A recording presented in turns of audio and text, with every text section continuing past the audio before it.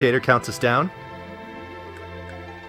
All right, since you gentlemen are ready, in 5, 4, 3, 2, 1, go. Alrighty. Good luck, Couch. Good luck. Yes, good luck, gentlemen. So, with every SNES Final Fantasy, you have the opening cutscene. And in this case, you have Cecil, who is the captain of the Red Wings, the airship fleet of Baron, going home from retrieving the Crystal of Water from Mysidia. And he's a little conflicted about retrieving this crystal, just a little bit. To the point that he's thinking about, the actions that he's done, what all has happened, just wanting to question the king about it. And this is just the replay of everything that has happened thus far. But I mean, he's on the airship, they're heading back home to Baron. He's feeling super guilty, and just out of nowhere, these monsters appear. Just a few float eyes, nothing too bad. So, as per usual, the battle's just going to be scripted, where a firebomb's thrown, and all these float eyes just die. And there is actually a chance that you can get hit by these float eyes and lose a little bit of time. And the same with the Raven fight that ensues right after, which Ronnie unfortunately got hit by. You can actually manipulate it somewhat to where you don't get hit by the Raven. It also requires very good tech smashing, which is a huge part of this intro cutscene, and will be a huge part of the game overall. So, they've made it back to Baron and they land, and Cecil now gets to deliver the Crystal of Water to the king himself.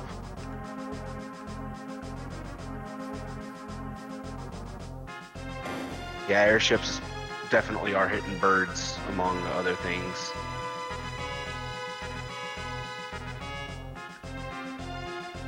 So, Vigan leads Cecil to the king's room and just stops him outside of the throne room.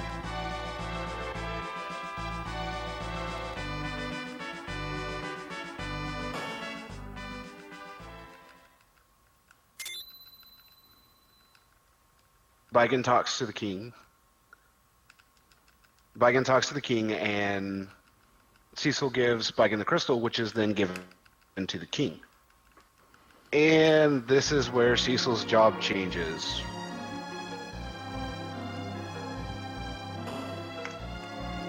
Cecil becomes a UPS delivery guy now, because he's got to deliver this package to some village that I've never really heard of called Mist. I mean, it just sounds like a completely missed part of the map.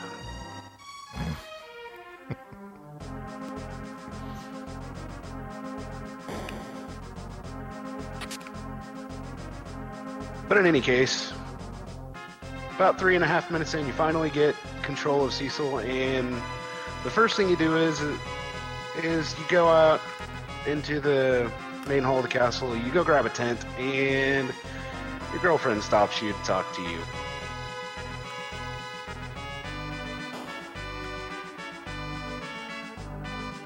And you're like, nah, I don't want to talk right now. We'll talk later.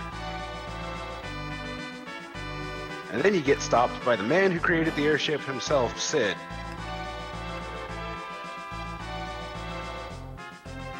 And he notices something's wrong.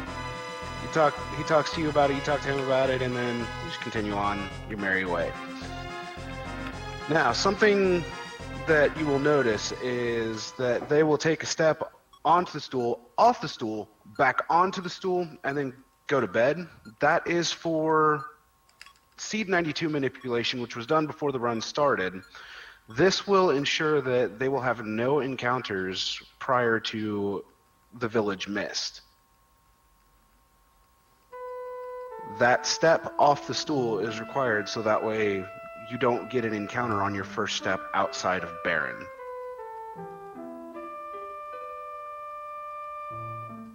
So now we've got Cecil and Rosa talking.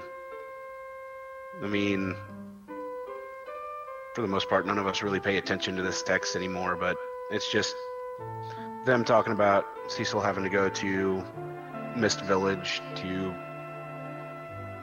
take the package there, which in the later versions of the game is actually the bomb ring.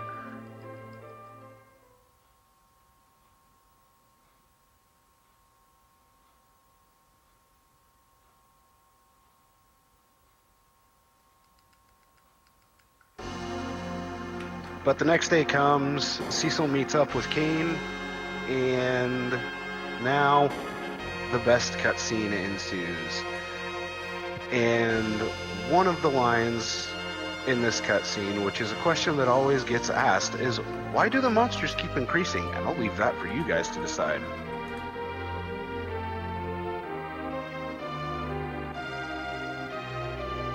So, Vonnie, Couch, why do you guys think the monsters keep increasing?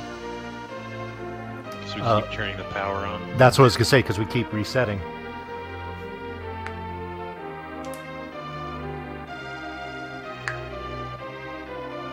I was thinking it's because you and I haven't gotten sub 2 yet, Vonnie.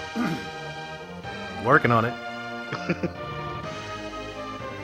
So yeah, what Sonny said is true, is that, you know, I mean, our estimate is 210. This can be done in under 2 hours. It's been done by about 10 or 12 different runners. My PB is 2 hours and 39 seconds, so I'm fairly close. I'm trying to join that group.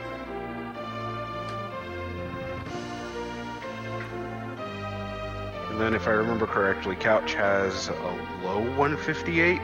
It's a 158.50. Yeah, so No, it's a high 158, opposite side. Yeah. And I run this as well with them, and I'm actually the person with the slowest PB of the group. I've got a 201.34.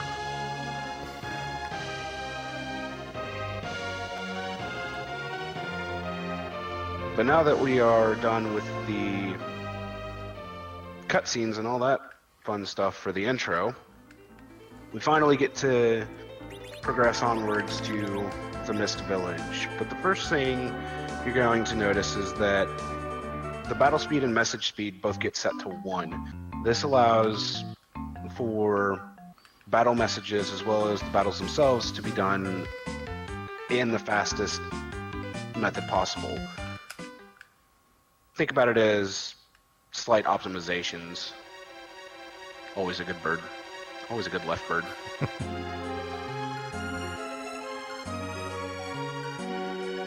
So now it's just running through the Mist Cave to fight the Eidolon that's blocking your way to the Mist Village. Which totally isn't a Mist Dragon. That's because it's Derek Mist. It is Derek Mist. Raichu, the white chocobo, has the same effect as it refills your MP entirely. So, the Mist Dragon fight is fairly simple. You jump with Kane, you fight with Cecil. You're going to jump twice with Kane, actually, and have Cecil fight basically the entire way. Damage rolls aren't that bad. And on the third set of turns, you just have Kane attack. Now, if you attack while the dragon is missed, then it will come back at you with Mist Breath, basically. And you saw Vonnie pause right there to hit an audio cue for Kane to jump and be in the air while Mist Dragon transforms back into its dragon form instead of just being a cloud of mist. And the thing he did while the text was up for the Mist Dragon turning back into its dragon form was setting up an item duplication glitch, which he will finish on the world map. And he's going to duplicate Kane's Iron Shield and sell 65,535 of them.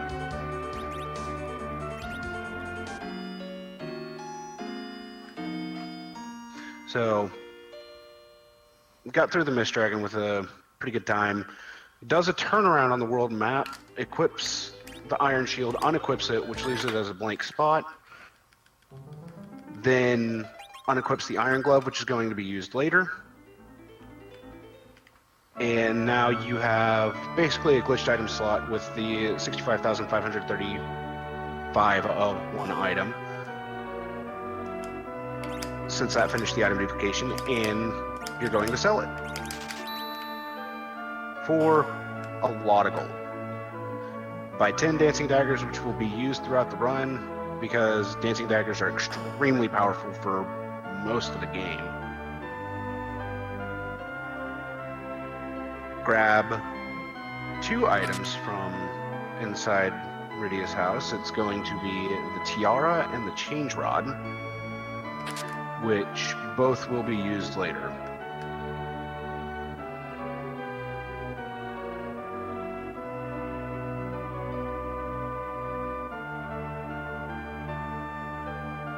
And now we will have another cutscene play out where the package busts open and pandemonium breaks loose, basically.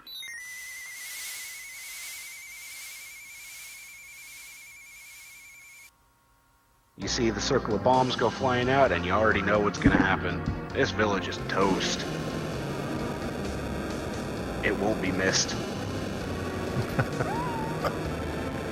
Getting those puns in early. Oh yeah, early and often. I didn't make any puns on the dragon, really. I'll make puns on the village, but not on the dragon.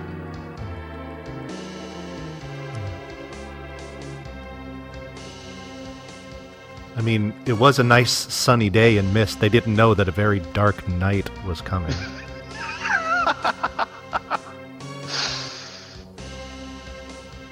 Or did they?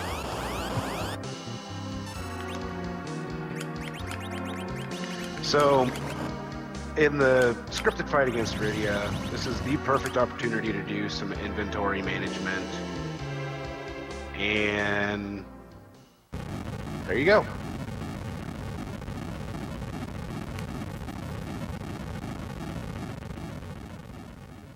She summons Titan, and Titan just causes that mountain range to become even more of a mountain range. She seals off the village, and I mean, that's pretty much it. You won't be able to get back there until later on in the game.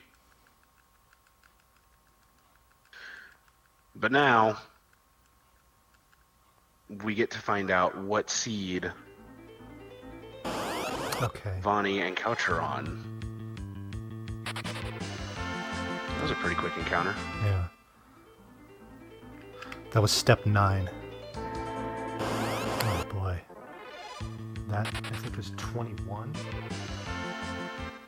Yeah, 21.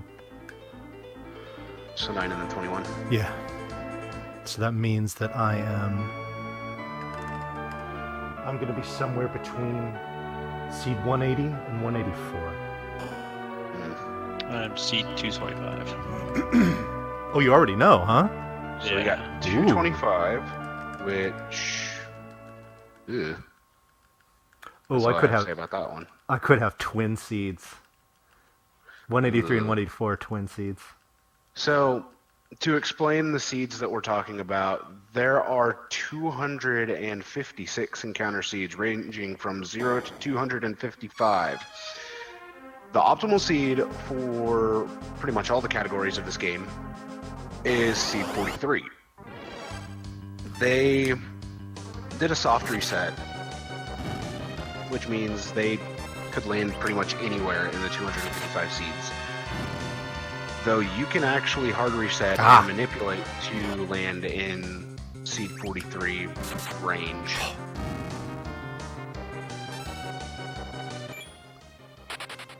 And the officer and soldier fight is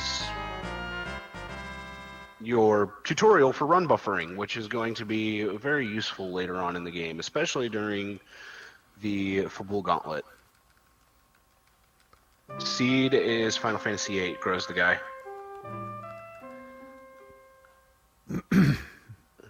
Deals with the cart. Those are CDs, not seeds. Not quite the same thing. I still call them seeds. Because, I mean, it is spelled seed. So now you've got Rydia in your party, and we always equip her with the tiara, because if we don't equip her with the tiara, she just flat out dies very quickly. It's pretty painful. The boss that they'll end up fighting later on can hit for 18 even while she's got the tiara equipped.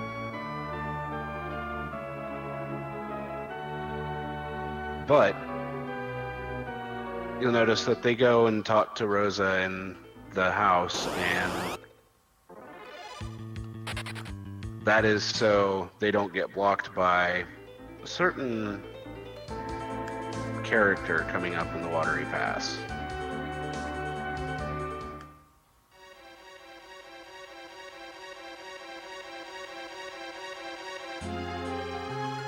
So within this Watery Pass, we meet the character who is by far the absolute worst character in the game. We meet Tella. That's pretty strong, Sonny. I mean, he is. He makes or breaks a lot of things. He can. One of which will come up later. Oh. Don't tell me you got back attacked. No, I might have one of the twin seeds. No. That was 145. No, Tella does not. Tella does not deserve love, because against Octomom, which is the boss coming up, he can miss life.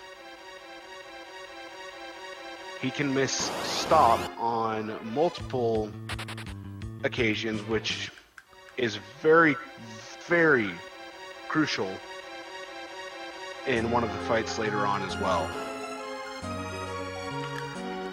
Wait a minute. But the upside he has is that he does get Meteo.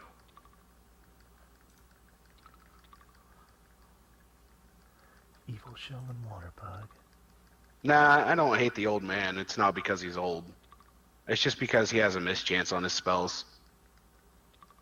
But they make it to the save room, and they get to rest. Okay. So you're going to notice that... I won't hate on Tolo the whole time.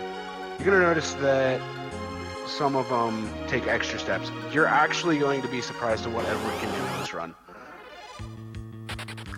Okay. Which seat are you on, Bonnie? I think it's 183, just checking the encounters afterwards. Hold on. Yeah, okay, it is 183. Phew!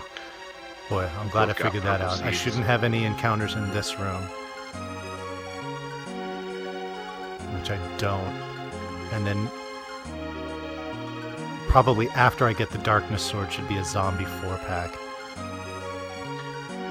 So, you'll probably notice that Couch is taking quite a lot of steps in certain spots. This is to maintain step route with the seed that he's on.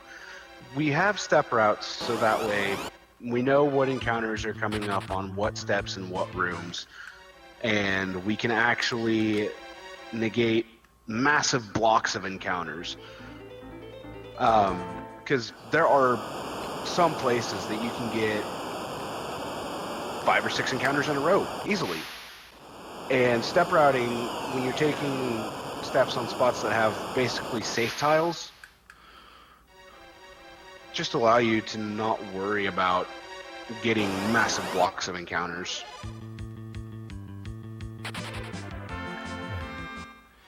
Yeah, I'm 99.9% confident I am indeed on seed 183.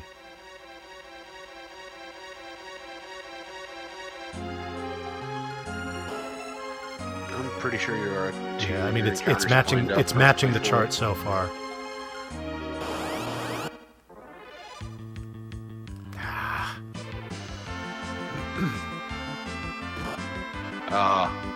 So there are back attacks and surprise attacks in here, both of which you really don't want because they do waste a little bit of time. I won't say they waste too terribly much time, depending upon what you've got. You could be like, I don't know, me on multiple occasions and get back attacked by 2 spirits, 2 souls, which is fun. Anyway, Vonnie's going into the Octomam fight right now, which is a fun fight. Highest agility in the game. Oh man. Ooh, Rydia getting hit for 16 early on. But you're going to notice that the dancing daggers are going to come in handy here. Yes, this is the long-forgotten brother of Ultros, or this could be Ultros 1.0. So, you probably noticed they're doing some inventory management during this fight, and as well as removing tentacles. Removing the tentacles actually lowers Octomam's agility, which allows you to move a lot faster in this fight.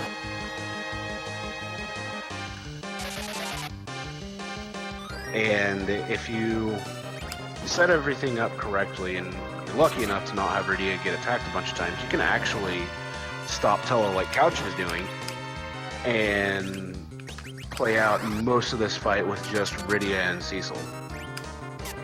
Yeah, and there goes Bonnie's stop as well. And Tello's being good right now, which is a plus. Keeping my fingers crossed for you guys for later as well.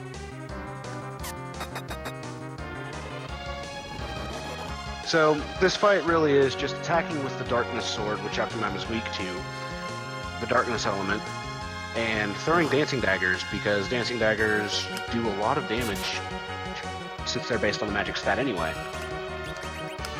You'll notice this Couch has the carrot in his inventory, Vonnie does not, but Vonnie will be using something else instead of the carrot. You'll probably notice that he pulled the trash can up to the front.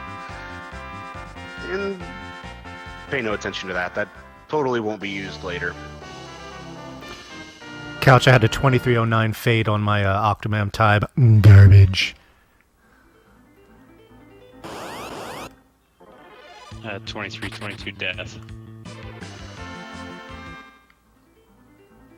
So, definitely past one of the early gatekeepers of the run. Octomam is... I won't say Octomam is an easy fight, but I also won't say Octomam is a super difficult fight. But now, I hope you all have a certain utensil. a very specific utensil. Because we're about to meet a certain kind of bard. A very specific bard. You may have heard him referred to as... what is it? Is it a forky bard? Yeah, a butter knife bard. Let's go with that. I like that.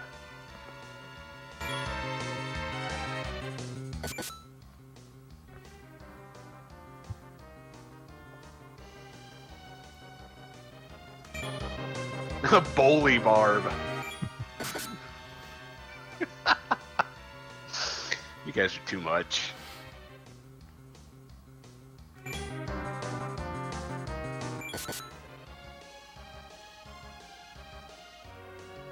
No, we meet Edward and tell his fallen daughter Anna. And Edward and Anna were going to run away and get married and live a happy life, but that obviously did not happen.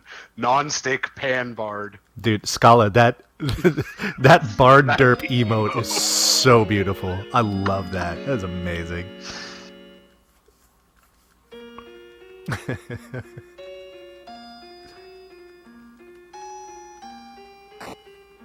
That Scala, that emote is definitely the best bard emote ever.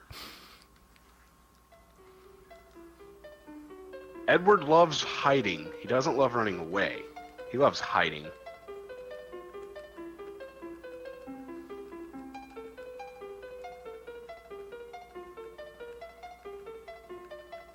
Which, I mean, Edward should have been a rogue because he does love to wear hide.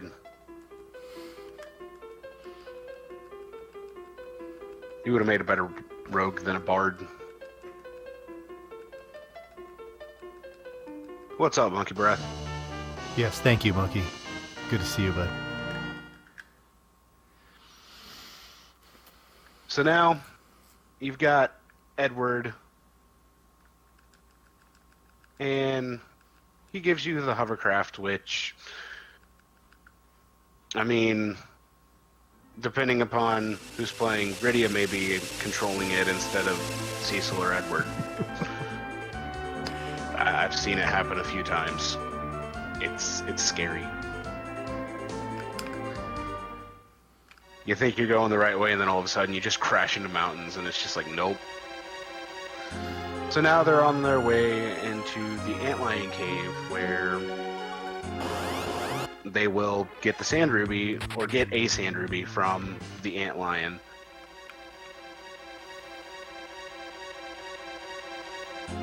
And hopefully Kurozo with it. Vani picking up the safety life, good move. Doing something I never do.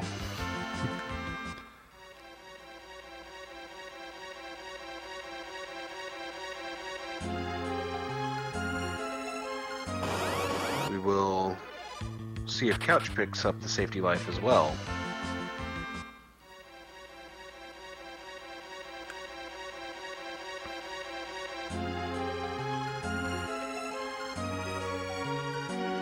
You said you were on seed 183, right, Bonnie? 183, that's correct. Your outward looks disgusting. Yeah, some of this stuff is not looking pretty. Your Fabul map looks even worse. Final Fantasy IV does remember when you were a kid playing in a sandbox looking for sand rubies. So, the strategy for most of the fights from here on out is literally going to be throw dancing daggers, because they are so powerful and they count as a magic attack. So, you don't have to worry about Antlion ever countering in this version, because he'll only counter physical attacks, and a nice 416 as the finisher from Rydia on Vani's side. Beautiful, beautiful numbers coming from Rydia. She had what, she had a 352 on her first one? Yeah, that was a 4 dagger for me, so that actually cost me a little time.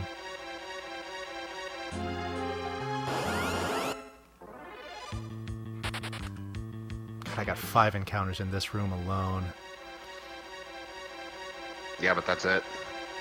Yeah, it's true. Until Mom Bomb. No, I'm sorry. I have one on the summit before the bomb. Yep. And Couch had a pretty good Antlion fight as well. Ooh, back attack for Vani. Rip Rydia. Rip Rydia, but it doesn't matter, because going back and giving Rosa the Sand Ruby gives you a full heal and a revive on all your party members. So you really don't have to worry about your party dying when you're on your way back to Kaipo all that much. Cecil, for the most part, will not get hit hard enough to where he goes into critical HP. And if Edward goes into critical HP, he just hides.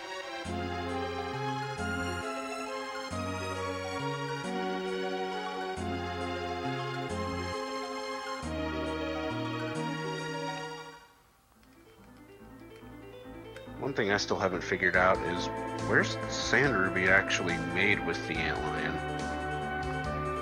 Oh god. That The question, the things that this I is think not about this is not with RG this game- lewd, Sonny. Let's let's not get too reckless with speculation. I'm not going to. Okay.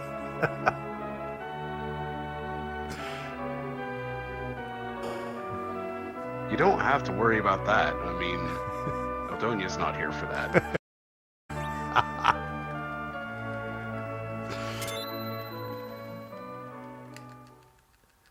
Okay. We will go with that, Test Zero. Anyway, you go back to Kaipo and you hold the Sand Ruby over Rosa and use its light. How the light gets there, your guess is as good as mine. I just go with Nintendo logic. Science. Like I said, Nintendo logic. But it cures Rosa. Yet again, Nintendo logic. Yeah. Well, considering how Nintendo of America made such a huge effort back in these days to either omit or censor all religious references from pretty much all of their video games, it would stand to reason that it's science. Right, guys? Sure, we'll go with that. Okay. That works. Cool. So, Edward gets a little depressed and decides to go outside and play on his harp and upsets this water hag by playing his beautiful music, who has the most HP in the game of negative 69.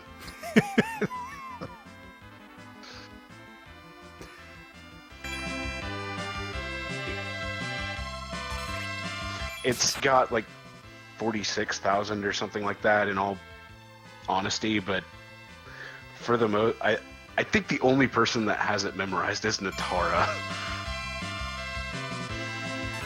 And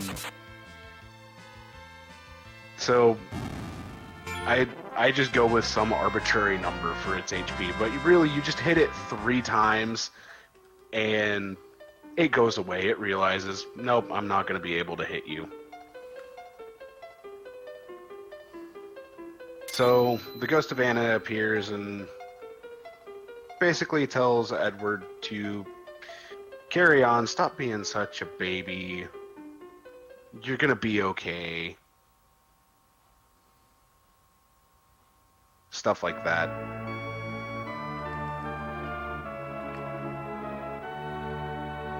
This is true of the Emerald Bard, because the Darkness ability was taken out of the US version, yet left in the Japanese version. Test Zero, I've died in that Water Hag battle casually. Haven't died in the speedrun since I started running this game. Though there used to be a time way back where you could die in that fight while doing this run. In any case, we now have Rosa in our party, and we are heading to the ever so gorgeous Mount Hobbs, and they're parking hovercraft just to the left of the entrance to Mount Hobbs, because that may or may not serve a purpose later in a totally obscure glitch. And now we get the beautiful cutscene of Rosa's therapy session with Rydia. So Rydia will cast fire. Just remember, if you ever need therapy, go talk to Rosa. She's got you covered. But Rydia learns Fire 1, burns down the ice that is blocking their way up Mount Hobbs. And now the party's able to continue.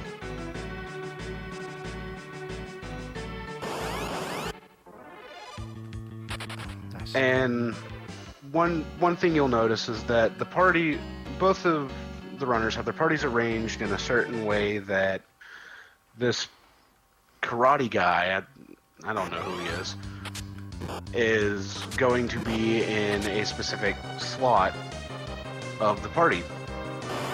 This is used for a manipulation on this upcoming battle of him versus 3 imp captains. You can actually manipulate whether or not you get a 3-turn battle, 4-turn battle, or 5-turn battle, and those were bad numbers.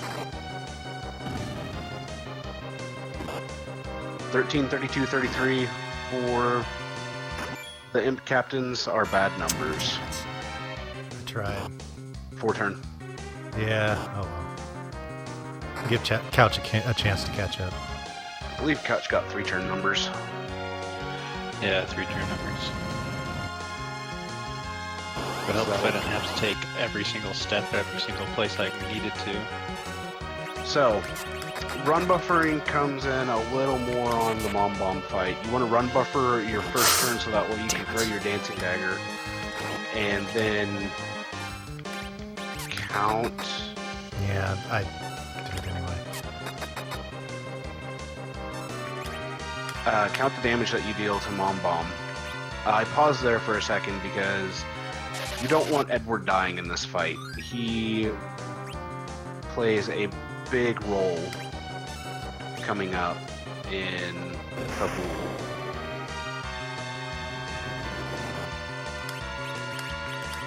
So Mom Bomb's gonna explode and become 3 gray bombs and 3 regular bombs.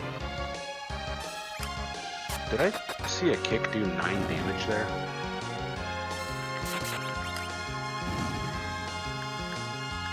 Oh, jeez.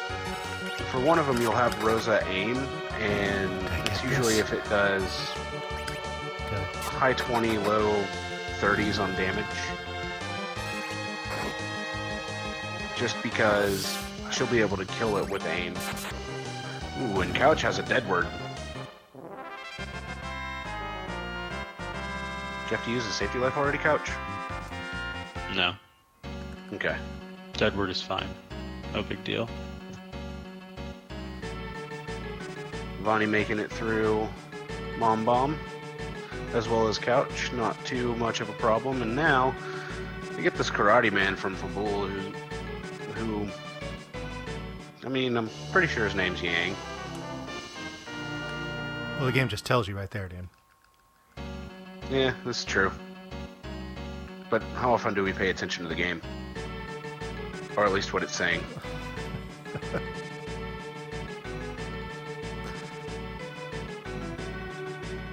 And now it's time for the exciting walk down Mount Hobbs and straight to Fabul. And the Fabul Gauntlet is fun.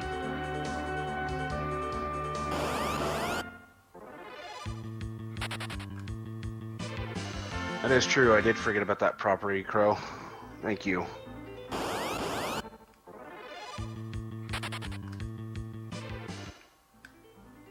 The Fabul Gauntlet is 6 battles of nothing but fun, and they're back to back. Pretty much no downtime between the battles. A little bit of tech smashing, that's about it. Scala, they're fun when they go well.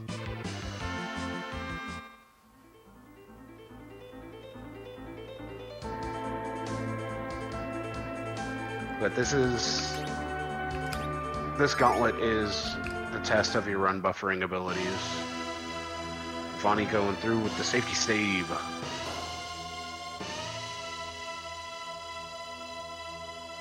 Couch deciding not to safety save.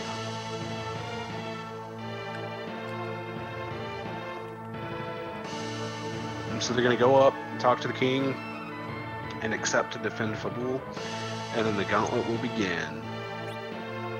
The 6 battles, 3 of them are 2 guards and an officer, or 2 guards and a captain. I forget for sure what the formation is. And I think they're fighters and generals.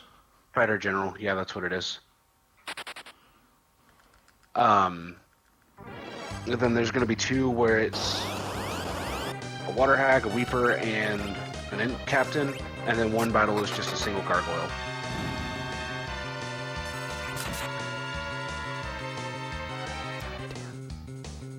Cool.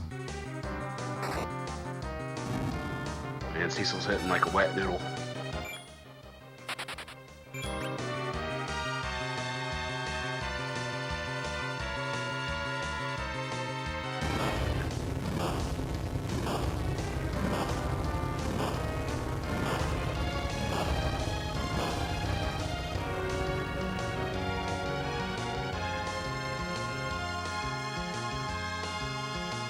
Damage rolls do play a huge part in this section of the game.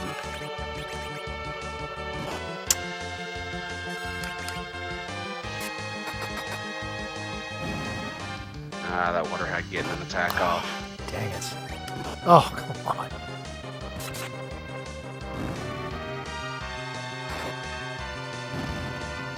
Water hag's not liking you at all. No kidding, man.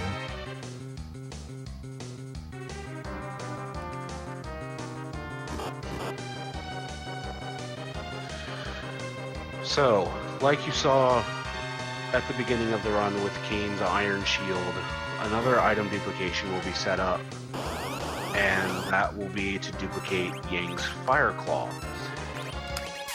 This is a very crucial part of this run.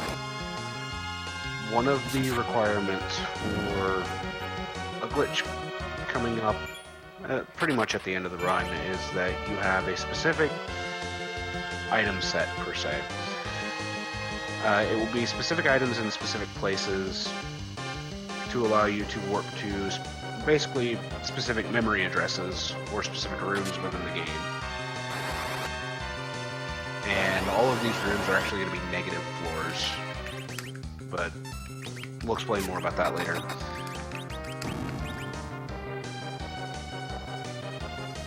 So this will be the fight that Vonnie duplicates his Fire Claw. And I didn't catch if Couch duplicated his or not as well.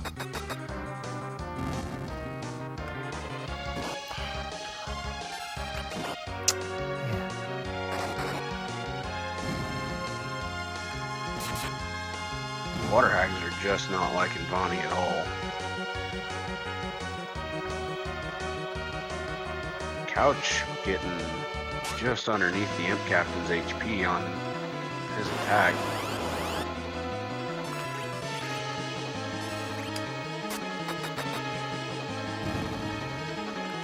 And Vonnie on to the final fight, as well as Couch up for Blue Gauntlet. Good roll coming from Yang, and a good damage roll coming from Cecil as well.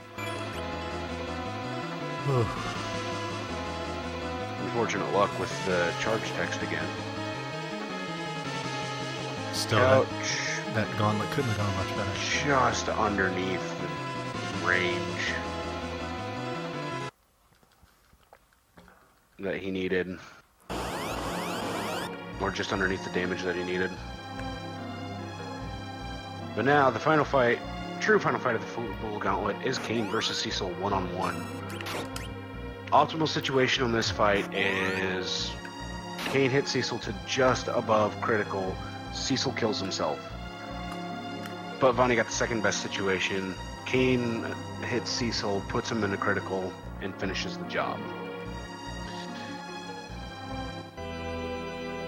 And now, cutscenes ensue. Lots of cutscenes. Oh, so close, Couch. We get to meet Golbez. The new Dark Knight. I say it with a question mark at the end of it. Of Baron, as well as the new captain of the Red Wings.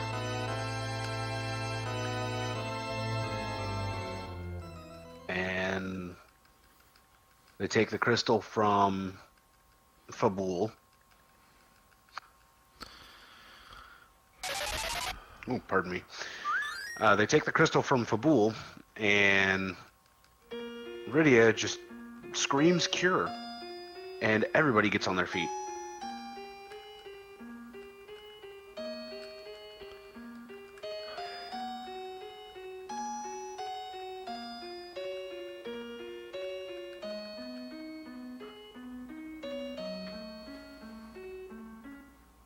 So, in step routing, Fabul has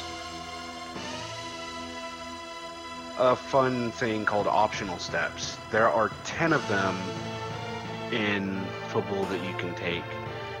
And with both of their step routes, Vonnie actually has all 10 available that he can take. And Couch has 7 available that he can take. So if they've gotten one step off on their step route, then they can cut out one of these optional steps and be right back on step route. I'm using the beta route, so I have 10. Oh, you're using beta? Yeah. I do not have the beta route up. You said you were on 225?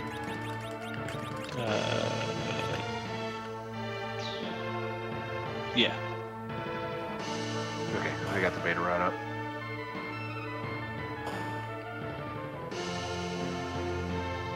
Oh, you do have all 10 in the beta route. That's cool.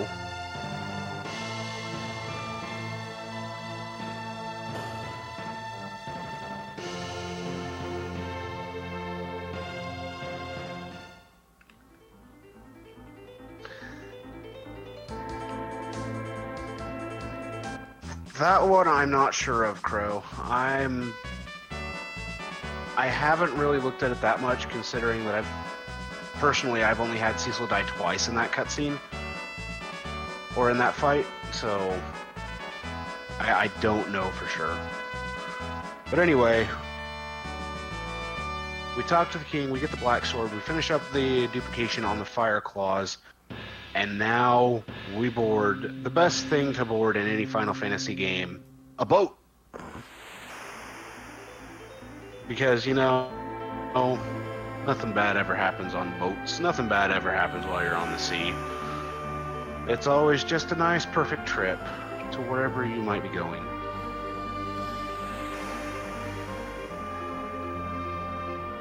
I mean, in Final Fantasy 1, nothing ever goes wrong when you're on a boat.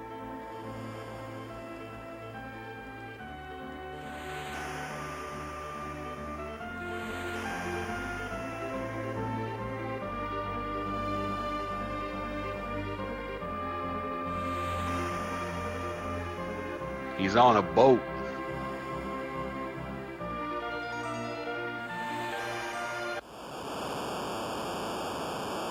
Yes, not pictured as my nautical themed Parmina Ashcan. But while they're on Pashmina. while they're on a boat, there's this whirlpool that appears. Yeah. On the other side of the whirlpool is a dolphin doing flips and shit. You know it. It's being as cute as it possibly can, doing flips and making rainbows and all that fun stuff. But really, it's a sea serpent by the name of Leviathan. And now he hits the boat, and Rydia goes overboard. And say it however you want, it looks like Cecil pushes Yang off, but I say Yang jumps, and then Edward face boats. What causes him to face boat? We don't know. It just happens. It could be Echo. But the boat basically capsizes. Cecil ends up on a shore in a not-so-familiar land right now, but it will become very familiar in just one moment.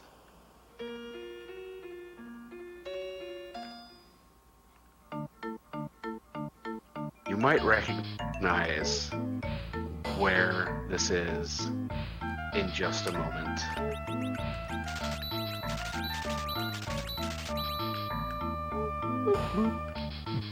Boop. Because I can hear the music.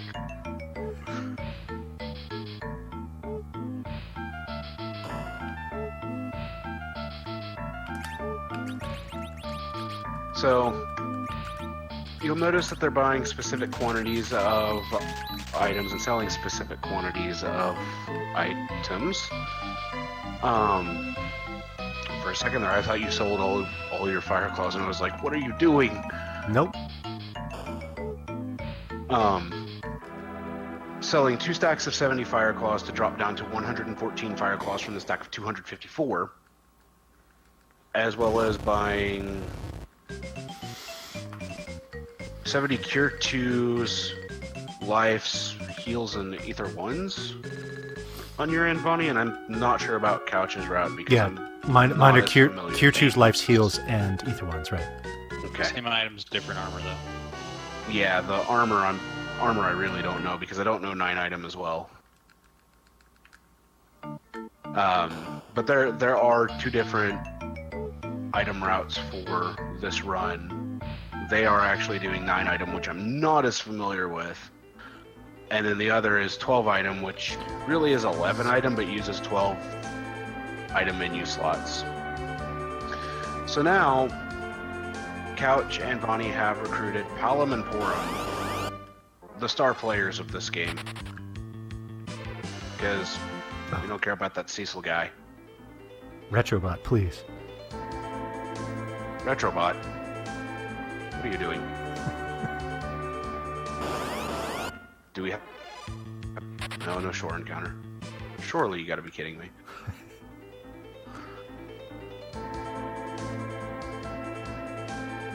But anyway, Palom and Porum are meant to go with Cecil to Mount Ordeals to help him become a paladin, because he wants to basically cleanse himself of his dark and bloody past. You encountered just outside of Mount Ordeals. I'd rather have it there than in the beginning of the mountain. Yeah, where you could potentially encounter 2 spirits, 2 souls. And have that be a back attack. It'd be even worse. But, anyway. You get on Mount Ordeals and you realize there's a massive firewall blocking the way, so it only makes sense that ice would take down fire after fire took down ice. Which only leaves the one question of what would take down lightning.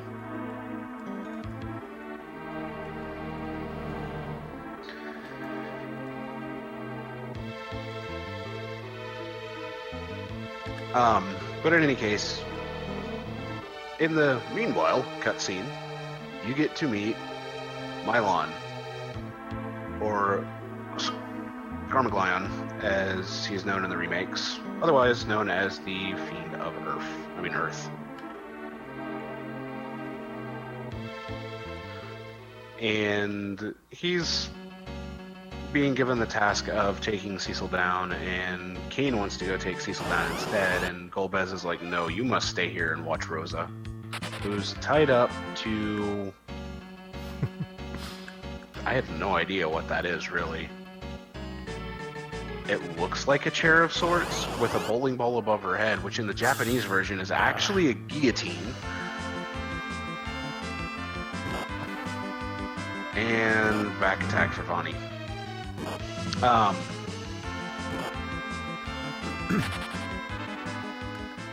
But Golbez tells Kane to stay there and let Mylon take care of everything. And while we're here on Mount Ordeals, it would only make sense that we meet our most hated character, Tella. He's been good for us so far. Let's see if he keeps being good for us. Deep breath, Fonny. Yeah.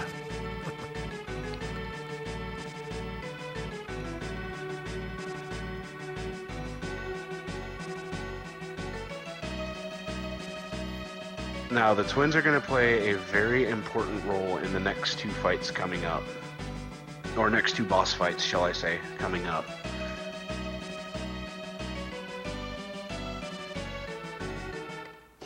Yeah, I think the same thing, Crow.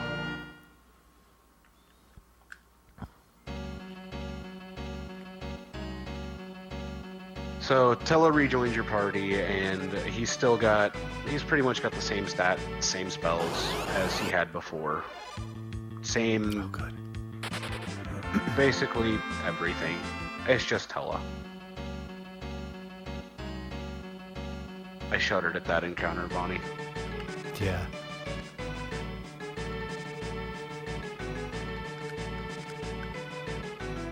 So, now that you're at the top of the mountain, there actually are optional steps you could take if they're in your step route. But now, there's going to be a bit of equipping done on a few of these characters. And some healing done. As well as a formation change before Mylon. This is because twin strats are going to be used against Mylon. Having Forum in character slot 1 allows her magic stat to be used for the twin casting, or wisdom, which amplifies the damage done by twin by a pretty good margin. Throwing out Cure 2s to kill the ghasts to isolate Mylon, so he takes the brunt of whatever spell ends up getting cast by twin, which there's a 1% chance to fail, 24% chance for Comet, and a 75% chance for Flare, if I remember correctly. It's been a while on that one, so I might be a little foggy on that. You would rather see Flare, but it all varies. Couch got Flare, which is good.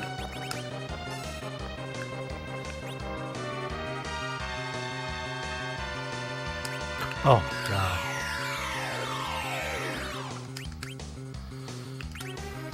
And Connie gets another Comet, which It's is not far good. from optimal. Couch getting another Flare and a 1008 Flare. Good lord, that damage roll. It's a high roll. Yeah. There's the oh my body. On both sides. Alright. Good luck, gentlemen. I'm actually going to stay quiet for this next fight, and then I will explain what happens afterwards.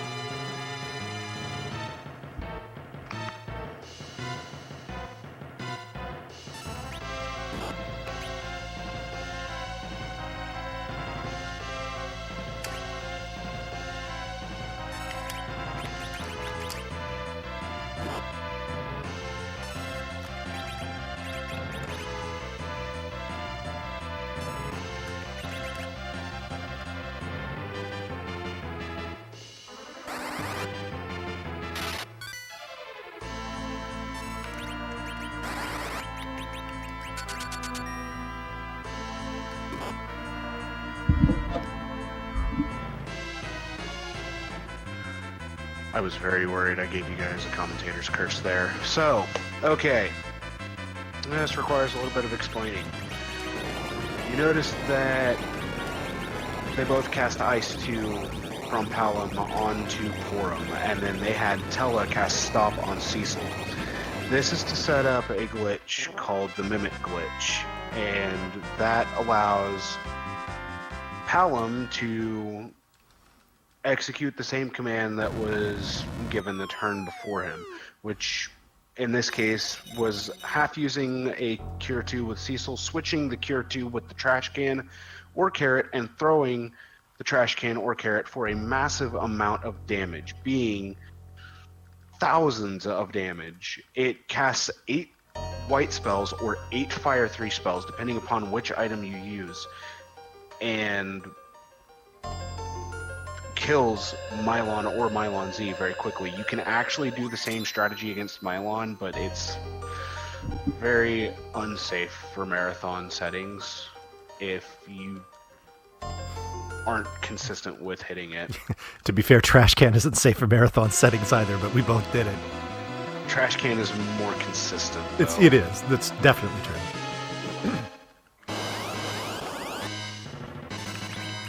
So now, it's the Dark Knight fight, Paladin Cecil versus the Dark Knight, which is going to be nothing but throwing dancing daggers, and you'll notice that these red bars have appeared on Couch's screen. Oh.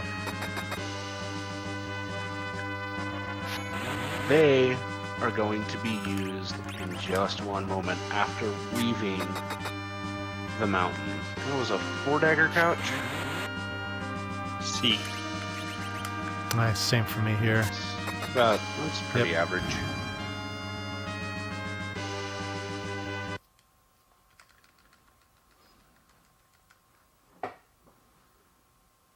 Hour 56 Paladin for couch. So they're not too far apart from each other right now. This is still a really, really close race. Oh, yeah. 111 Paladin for Vonnie.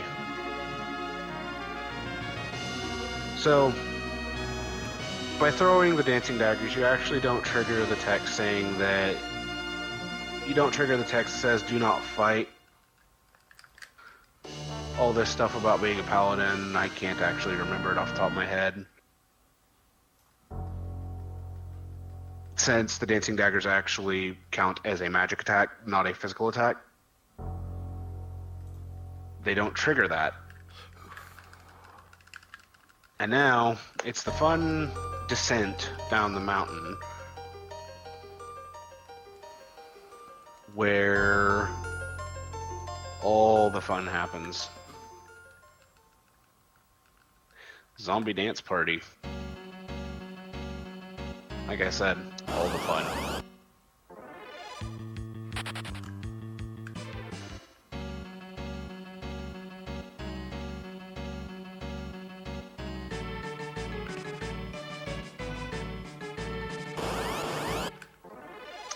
So, these red bars that have appeared on both the runner screens are actually used for chocobos.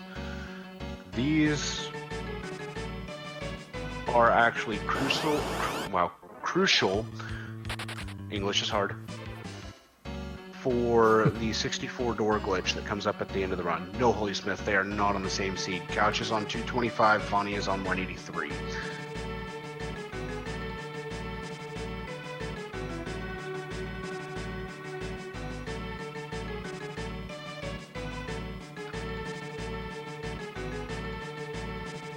If the top pixel of the Chocobo's head actually touches one of these red bars, then it will be known as a bad bird, and in the Chocobo room of the 64 door glitch, they will actually be stuck. If the top pixel of the bird's head does not touch, then it will be a good bird, and they'll be perfectly fine. They'll make it through the Chocobo room, or Chocobo floor of the 64 door glitch, or 64 floor glitch. Ooh.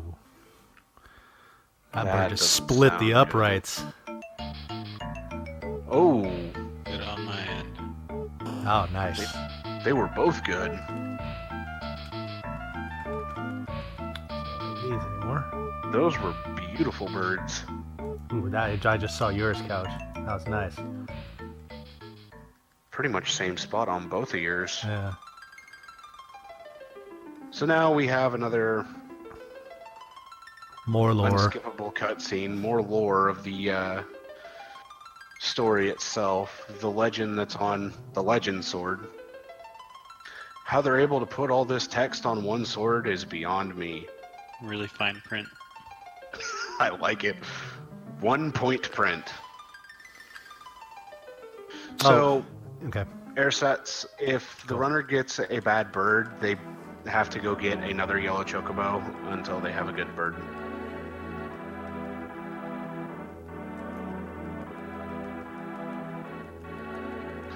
If they get a bad bird, then on the Chocobo floor of the 64 door glitch or 64 floor glitch, they will be stuck either in some random map or in the wall behind Coco's house.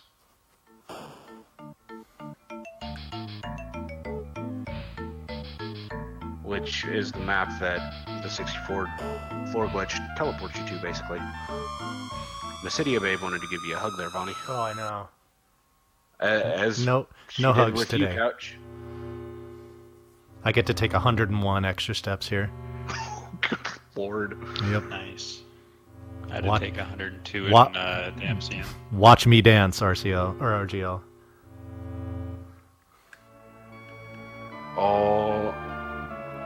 Oh, There's one. you have the weird step for it that I can never remember. Two.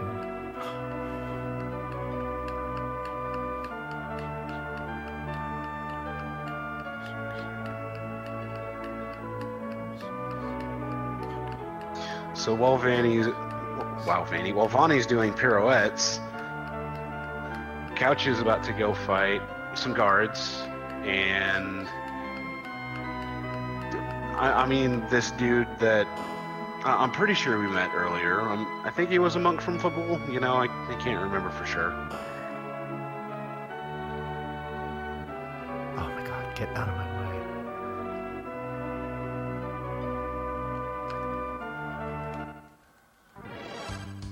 You could have gone around her. Just saying.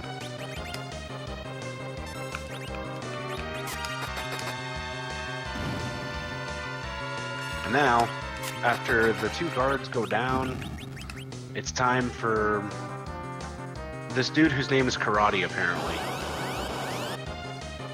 to fight you. I mean, he yells at you to shut up and then sneezes at you, which is kind of rude. But then you hit him and he's just like, ouch! And sometimes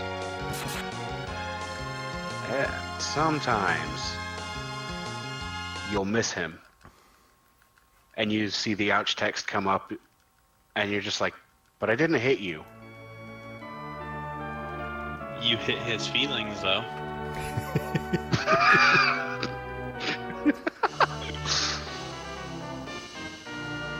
Touche. Like right in the feels. Right in the feels. Karate men have feelings too, Sonny. Or does he?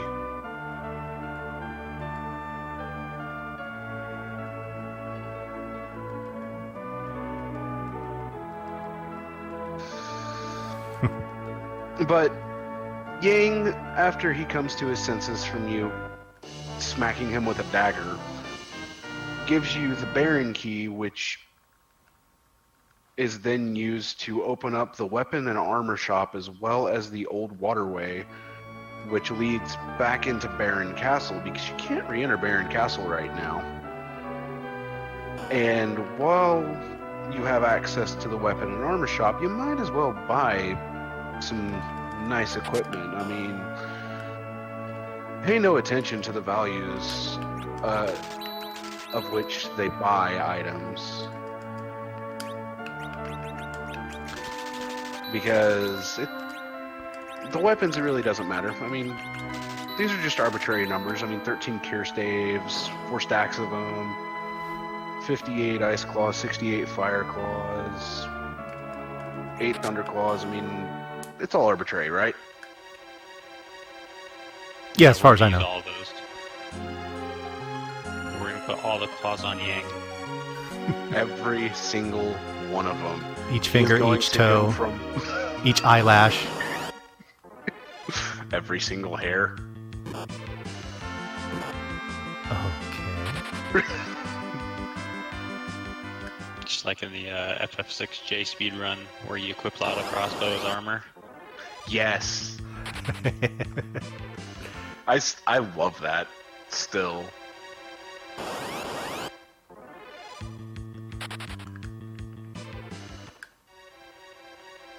Or it could be like the PSP FF1 speedrun where you equip gloves as a shield, or lordly robes as a shield. That speedrun's weird. It is. But in any case, our two runners are now going through the old waterway, or as it gets turned into, B3F of Baron Castle. Because Baron Castle's got to have a basement that goes that deep.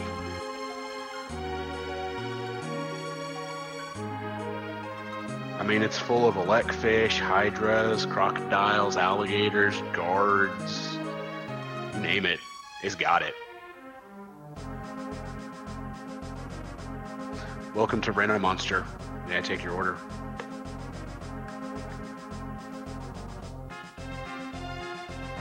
The survival vest on the head is great, Holy Smith. Alright, so we've got 2 more boss fights coming up.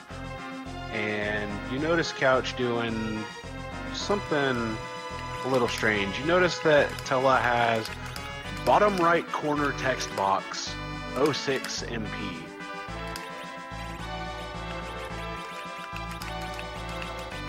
He really has like thousands of MP now. And you may be wondering, what's going to be done with this thousands of MP? You shouldn't be able to cast spells while your MP is in that state, right? Well, there's going to be some fun medioing happening. As well as Lit 3. But the Lit 3 will happen later.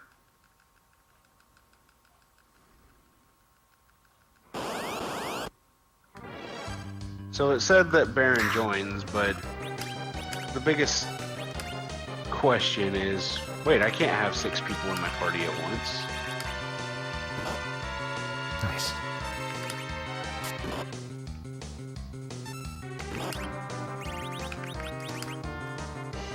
And yeah, you're definitely not wrong about that. You can't have 6 people in your party. Oh man, Bonnie, that's really nice.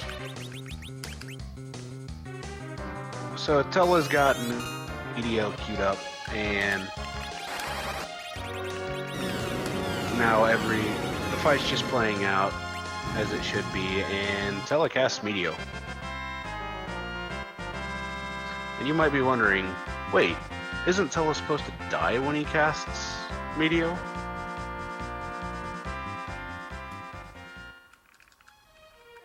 Uh, 1,264% of Baigen is snakes.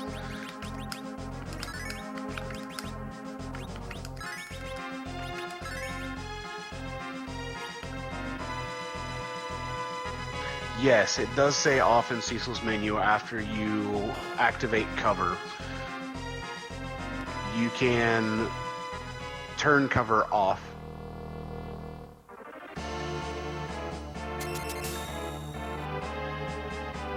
Bygones be bygones. I like it, my Mike. So the king was really the elemental fiend of water the whole time. Big shocker there, right? So, hello, Kenatsu.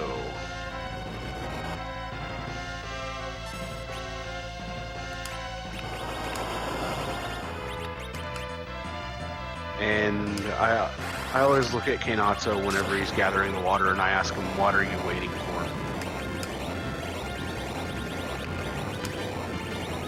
You both got 49-14. Nice.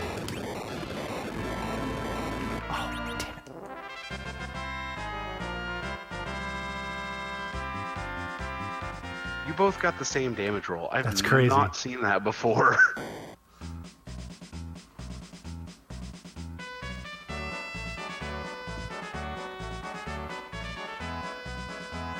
Dude, we are damn near synced. Holy crap. Yeah, Yeah, you're I just noticed about that. a second apart.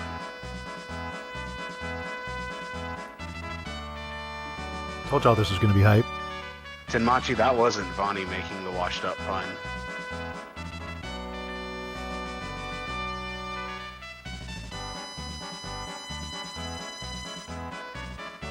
But K-Natsu goes through a rather shocking experience and just can't handle it.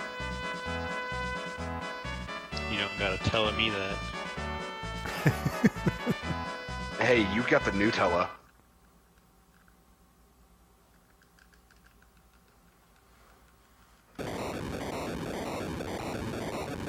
Old Tella's gone, you got Nutella now. Oh no. The walls are caving in. And there are children standing on the outside of the party.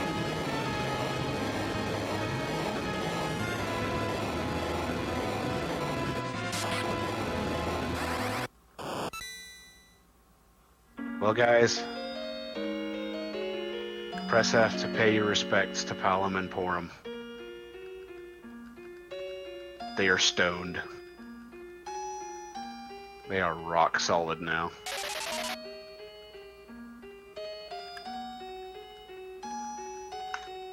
This is no CW. This is the 64 door glitch.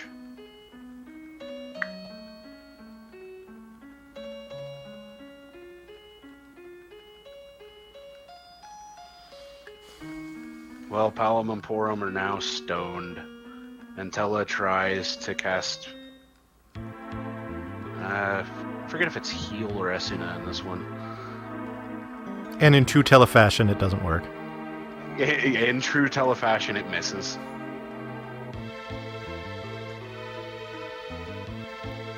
So now, Kane gets to deliver a message to Cecil and company.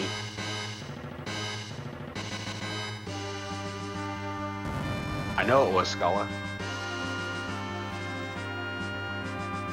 No, Tella doesn't try to cast Esuna. He does. It just misses. There's actually also a theory out there that he casts like a fake Esuna spell just because he doesn't want to deal with the kids anymore, but he's going to make it seem like he tried. Like, oh, didn't work. Oh well, let's move on. It's not a theory, it's the truth. That's the truth. He's an evil, evil man. He already had to deal with Anna growing up. Yeah. We mash X here, right? Yes. Remember Yes. to mash X. Totally soft lock this, guys. Perfect couch. That's not true because Palom can learn Stone. Just have to level him up a bunch.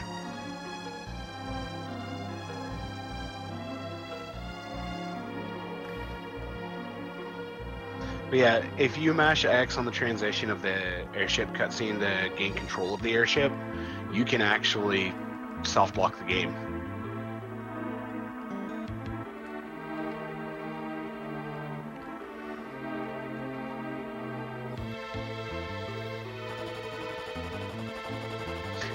Yes, he can.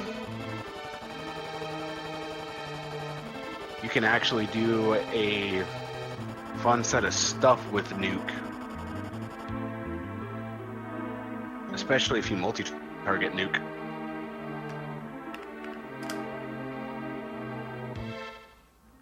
Alright, let's see if either of you get the swag landing. Oh. Oh! You both stopped the tile before.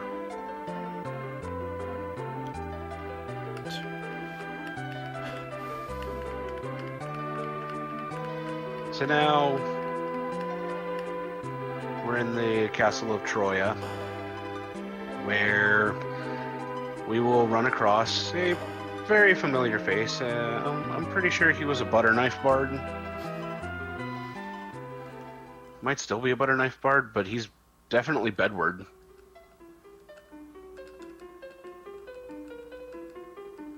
Better than being Deadward.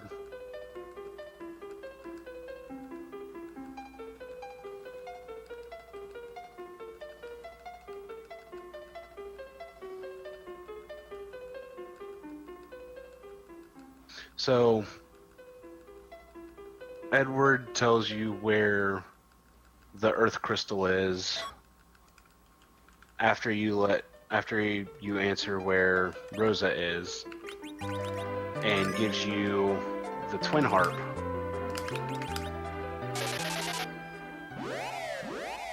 And you can actually use an ether to reverse the underflow.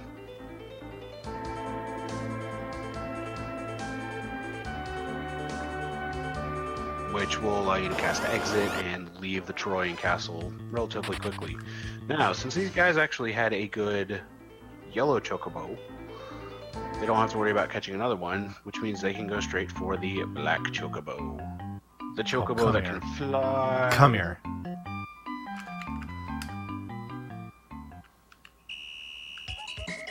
Hey, Vonnie, when is chocobo Manette?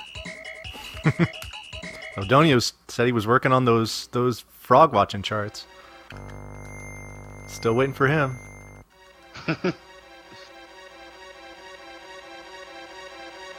So now we are in Magnet Cave or Cave Magnus,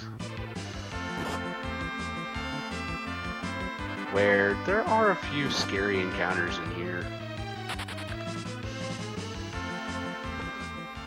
One of which I'm actually going to check to see if either of them have. I see one on Bonnie's. Oh, God. Well, it's good. Everything else besides that is a back attack, so hopefully when I get to it, I can just run away. Oh, God.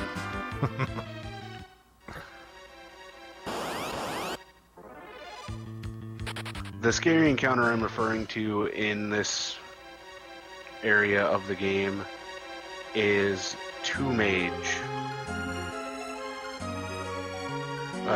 encounter. And yes, hematocrit. That is exactly right. It's part of what is called step routing. There we It's encounter manipulation based upon which seed you're on, which is used for many different parts of this run. Like, for instance, Vonnie has, let's see, 7 encounters here in Cave Magnus, and Couch has 7 as well, but they're on completely different encounter seeds. And there are 256 different encounter seeds, so as you can imagine, there are 256 different step routes for this game.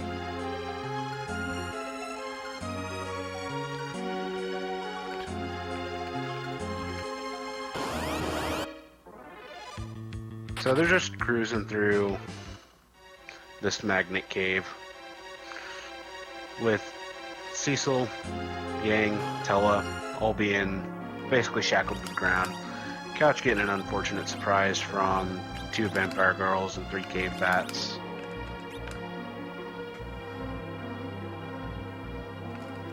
At least it's not a vampire girl and 6 cave bats. The fabled bat back attack as well. And oh no, Vonnie perished. His run's dead. Just kidding. You equip the Iron Gauntlet so that way the cutscene for Dark Elf just goes by almost instantly. The fight ends and it goes into this cutscene where Edward struggles to reach his harp.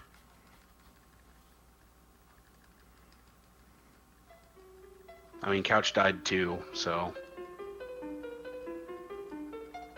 My, how the tables have turned. They have turned by quite a bit. I still love the split. Hashtag Team No Pants. Curse you, Rivers.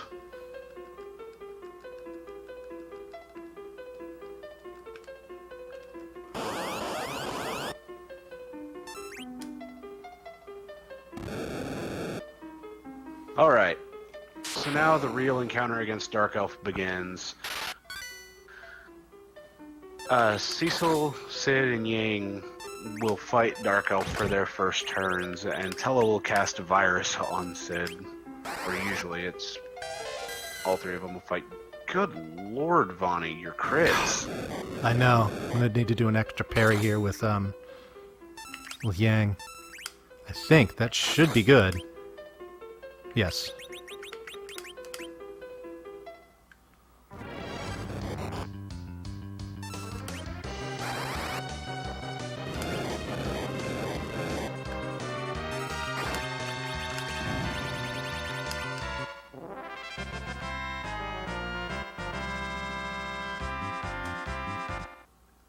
Couch getting the Cecil week instead of Yang or Tella.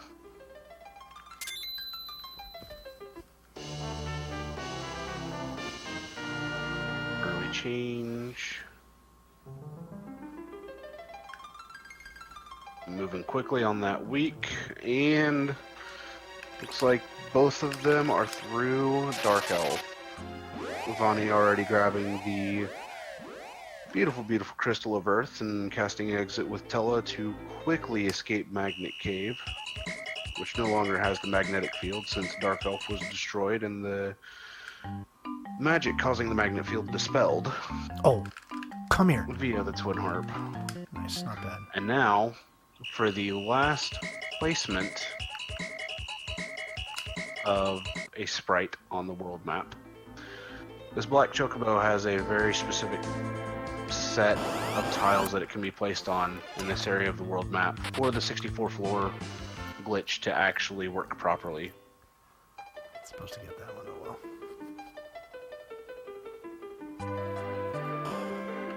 Okay.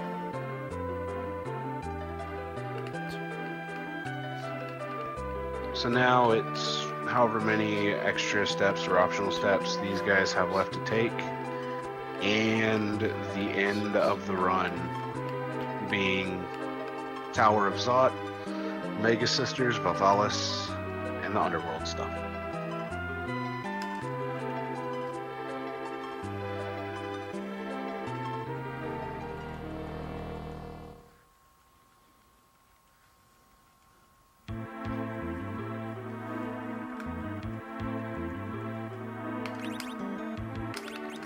So, this is probably what I consider to be the most butt clench part of the run.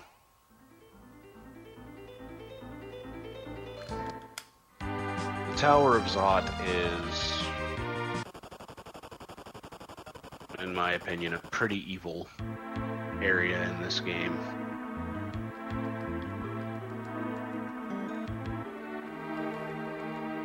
Lots of very scary encounters, lots of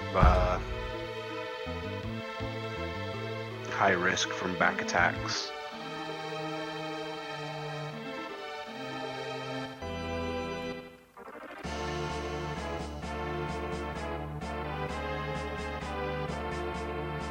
It can be very, very evil, and it can go south very quickly, depending upon what you get back attacked by or surprise attacked by, because there are some enemies that can get 2 or even 3 turns in before you even get to run away.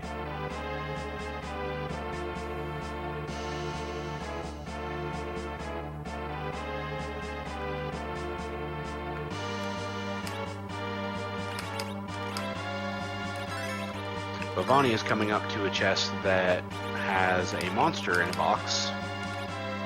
And that monster is none other than everybody's beloved Flame Dog. Sit, Nice. puppy.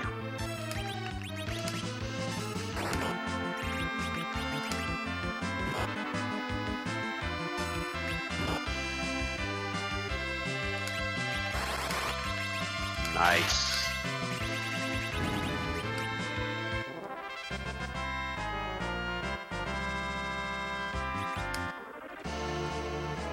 That Yang being gone. Perfect time too. Yeah, that worked out. That worked out great.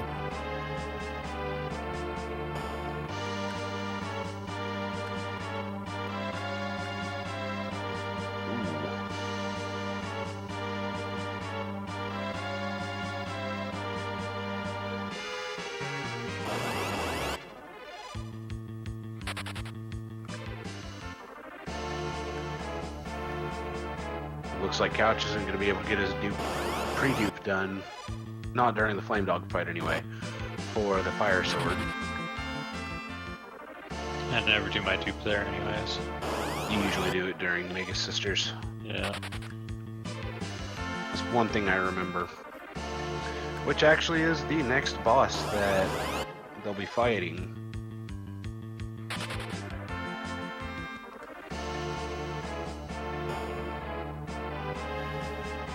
I see what you did there, Crow.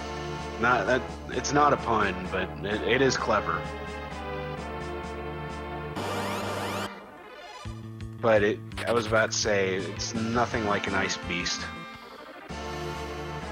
Ice beasts are just cold.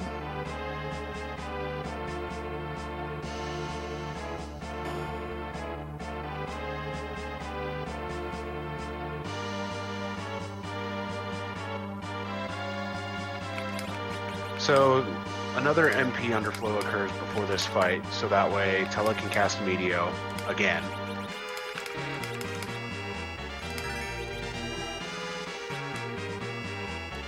Because Tella totally isn't going to die if he casts Meteor. I mean, we've already proven that. Tella didn't die when he cast Meteor the first time.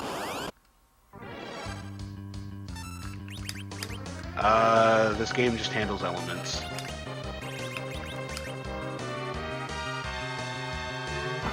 I'm actually not 100% certain how it handles elements.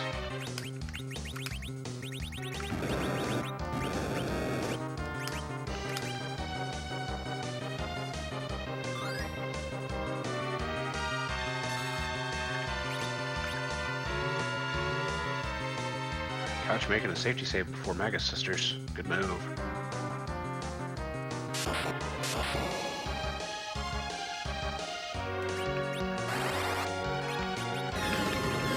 Mega Sisters weren't that bad for me when I played this. It's been 10 years ago now. They were pretty easy for me. I didn't really have much of an issue. The boss I had an issue with was Evil Wall, actually.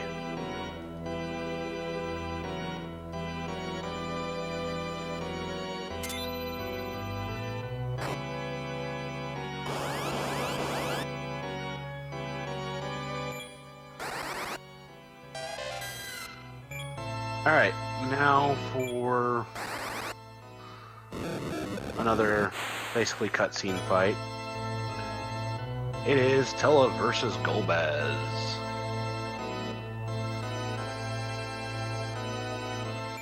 And needless to say, Tella's mad. Tella is really mad.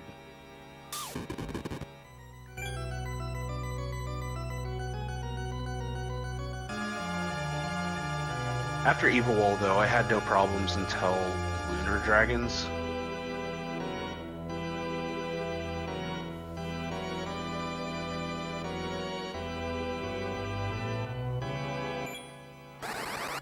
Yeah, the Golbez fight in the Dwarven Castle Crystal Room was pretty evil, too. One thing I have yet to mention is you've noticed that these guys have paused throughout the game. This is to set up in-game time manipulation for the 64 floor glitch. There are 3 or 4 different rooms that have a pretty high risk of a word that I will not say right now. Because as soon as I say the word, it will happen. But it's 3 rooms. They're minus 45, which is the time taken to reload a save file. Room minus 46, which is determined by your in-game timer. And room minus 47, which is determined by your GP. Tella did stay up past midnight and turn back into a pumpkin. A very old pumpkin.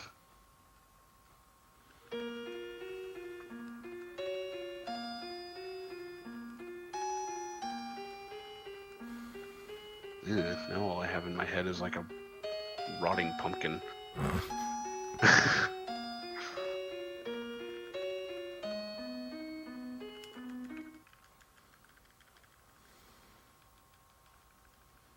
So Golbez's control on Kain gets broken from telecasting Meteor, using everything he had. And Kain comes back to his senses and helps Cecil and company free Rosa and keep the bowling ball from falling on her. And now we get the fun thing of 2 sprites, 1 tile. Oh my.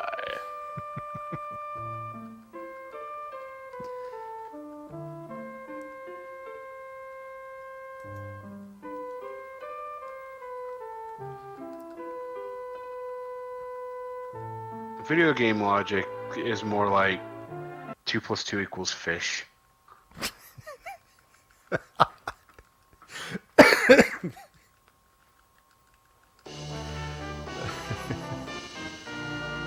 Nintendo logic is 2 plus 2 equals 5, but true video game logic is like 2 plus 2 equals fish.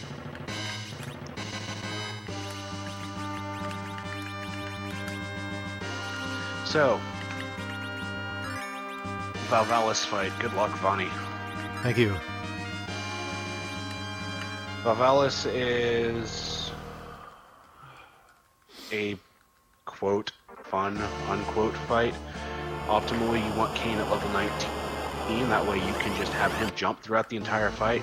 For the most part, Cecil's going to throw dancing daggers. Rosa will slow Valvalis twice. And Yang and Sid will just straight up attack Valvalis when she's not in her tornado.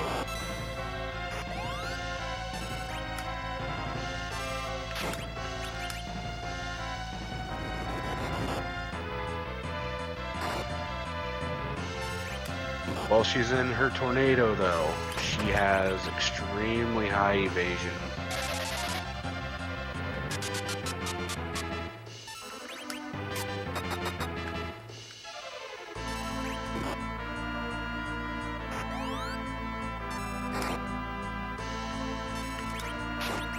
And if all goes well, she will not be in her tornado form for very long on each phase she goes into it. That was a beautiful jump from Kane. Is that a 1015 there, Bonnie? It was 1,000 something.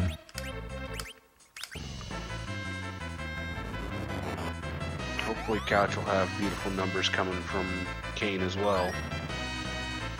Ooh, Cecil weak to start. That is not good.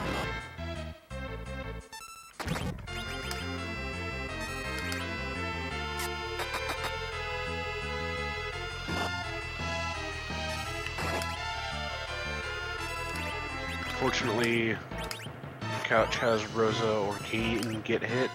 One of the two.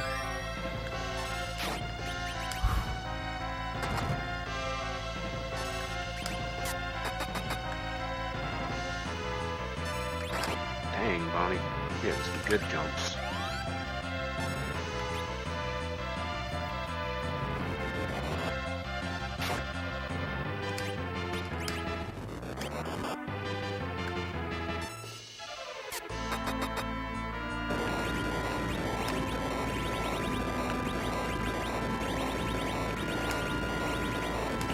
And down Valvalis goes for Bonnie.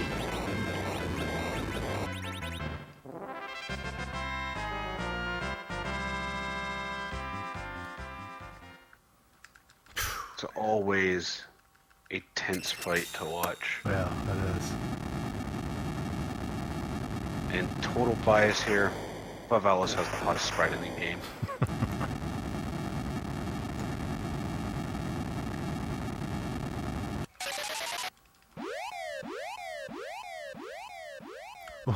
Yo, Valvalis is in chat. Yo, sorry I wrecked you so badly. Please forgive me.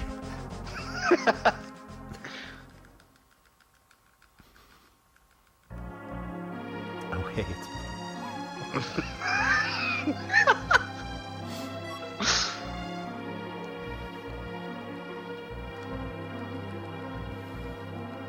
All right, so yeah, rip you, Valvalis.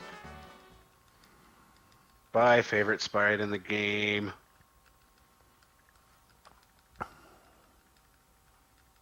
Seriously though, Valvalis' sprite is my favorite in the game.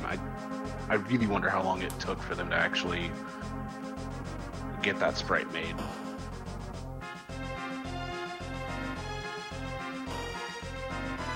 So, Rosa somehow has an exit point set up to where it takes everybody back to Cecil's room, and everybody gets to sleep on that one bed. How 5 people fit on one bed is beyond me. It's a quadruple stacked bunk bed.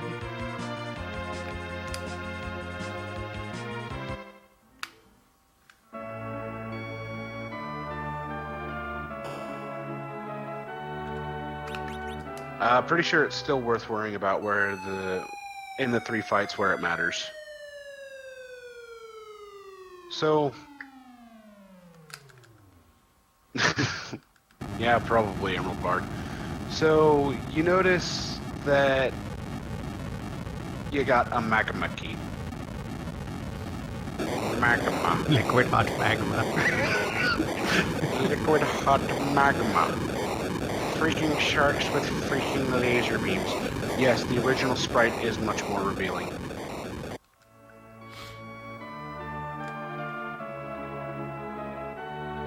But the magma key gets thrown down this never-ending well that opens up the way to the underworld.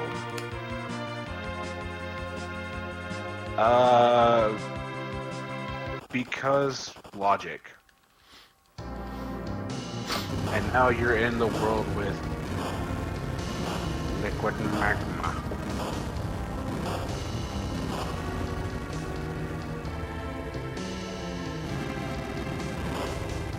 So you fly into the underworld. How that works is beyond me still. Yet again, Nintendo logic.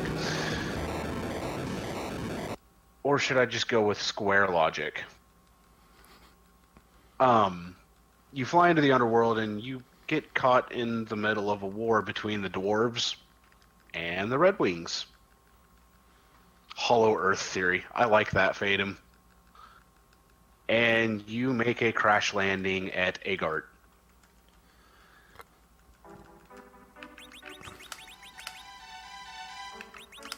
Now, y'all know we got another half of this run to go. Time to count. And we got like 30 minutes before estimate, so I'm not 100% certain how they're going to get this done in 30 minutes, but, you know, I got my faith in them.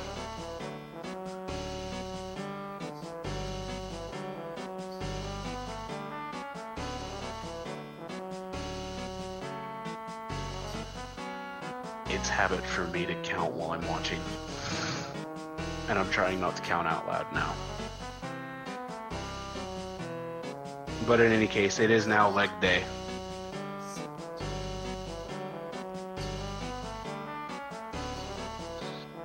Leg day has come. It is Die Hard %, it is leg day. Except with Die Hard %, remember not to run over the glass for this one.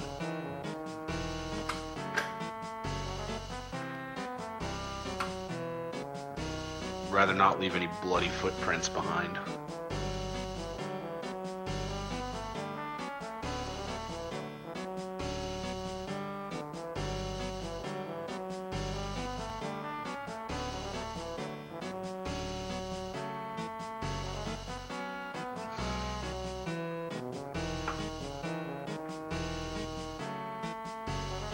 So now we got both the runners sitting here preparing the 64 floor glitch.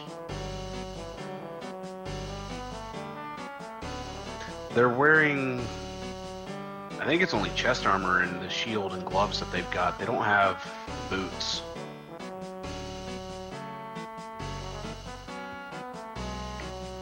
They don't have leg plates or boots. But in any case, we've only got 3 fights really separating these guys from the end of the game, as well as 3 very dangerous floors.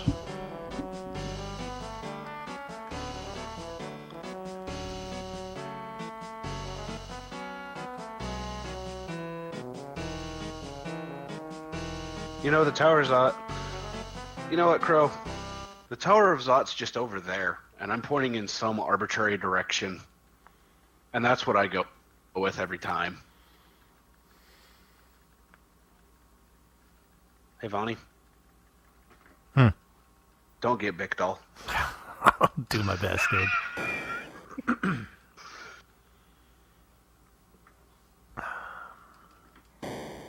You might want to explain what that means.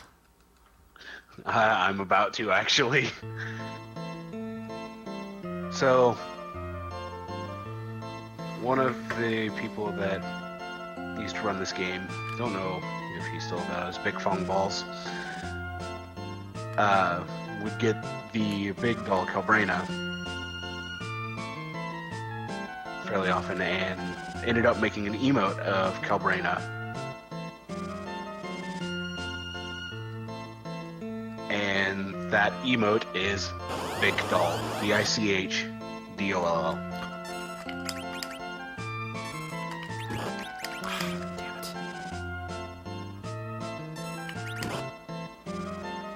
Calbrena Plus. Calbrena Plus.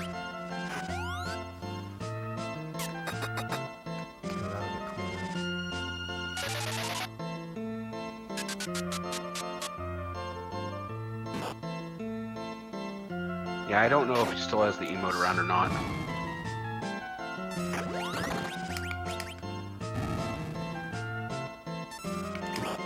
It was a nice jump from Kane.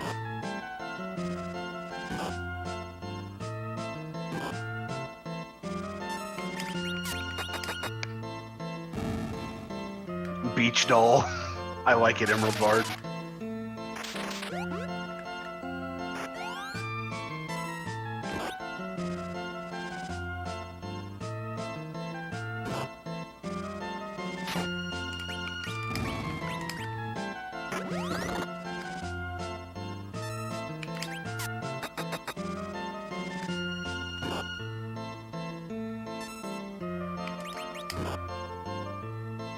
Looks like you're gonna have a pretty good set of dolls here, Bonnie.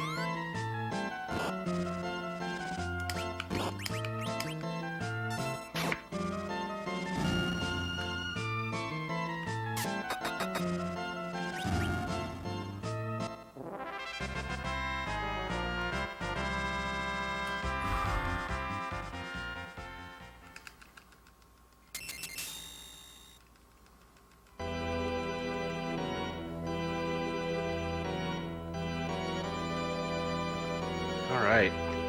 So Vonnie made it through dolls just fine, just to have the big man himself, Golbez, appear.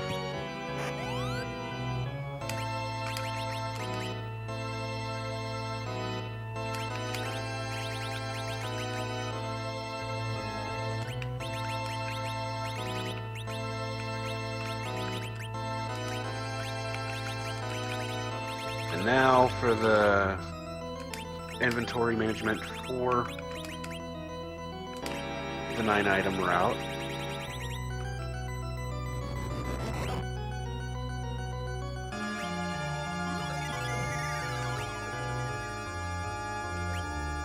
Everything looks good. Sure does. If there's one thing I remember from the 9-item route, it's that.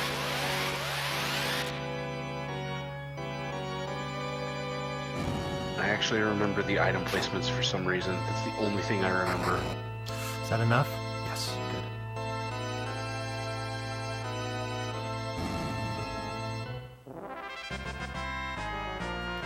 Oh, dude.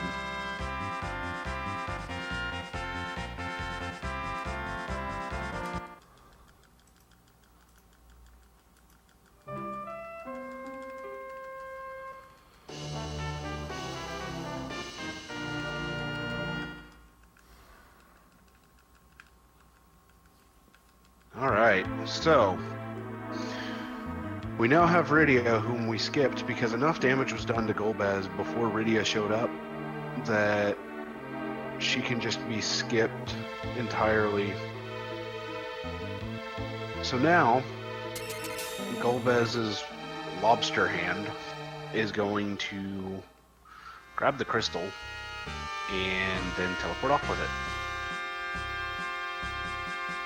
Which is going to basically throw us talking to King Gyot and then warp back and start the 64 floor glitch after we grab the Crystal of Darkness. Bonnie's gonna change some stuff on his RGB, and then warp back to the crystal room, grab the crystal, and start the glitch. May both of your IGTs be good. Yeah, that's... Especially yours right now, Bonnie. Yeah. I think I did enough pausing in the right places. We were about to find out. Well, not about to find out, but... I think you're going to end up with a pretty good IGT. Certainly hope so. I can guarantee you I'm waiting for at least a minute. Oh, no. Well, I'm like 3 minutes behind the TV, and I don't know where that puts me IGT. How much have you been pausing? A lot. You'll Not probably three be... not 3 minutes worth. It'll probably be about a minute and a half. So, you might notice this ninja that came out of the party from who knows where. I'm pretty sure that's just Yang in some sort of cosplay. That's the only thing I can think of anyway. Good question. Good.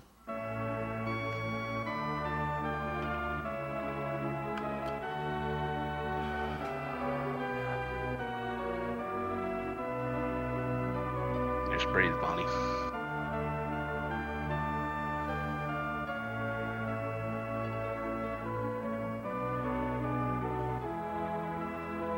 So this is where all the fun really ensues, because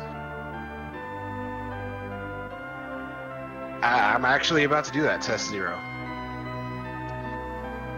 There are 3 rooms that can cause a thing called bacon. This is the word that a lot of people will not say during the No CW speedruns because they don't want to see it happen. And that is because when bacon happens, all you hear is the sizzling of your save file. Literally.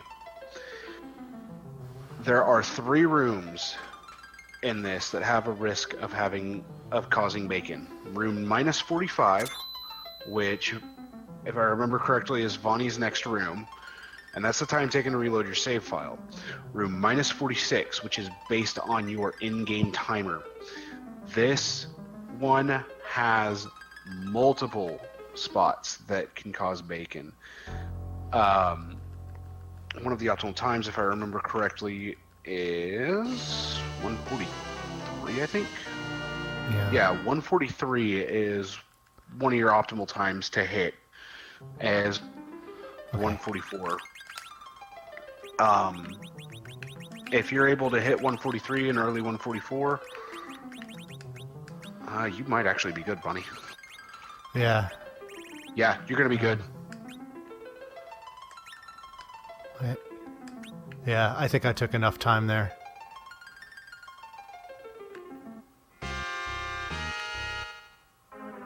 Yeah, because I think you're on the tail end of it. I just walked straight up.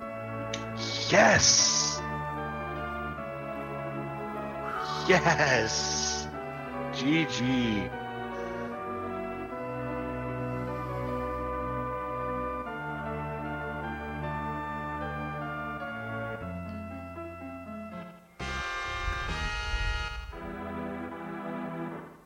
If you're able to get to Zeromus quickly enough, you actually have a chance at sub 2.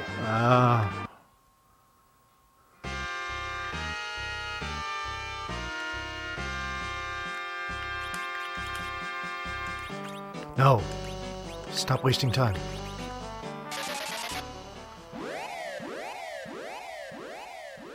It's not routed to get that. Did a while ago. It's 5.5 minutes from the. Oh my god, I forgot to switch my items. Which items? Rip that. The top 2 items. I knew I forgot something. Let's see here. So, I have to... do I go up? I think so. Try it again in the same spot. Yeah. I think you're good in the same spot. Darn it. Shit.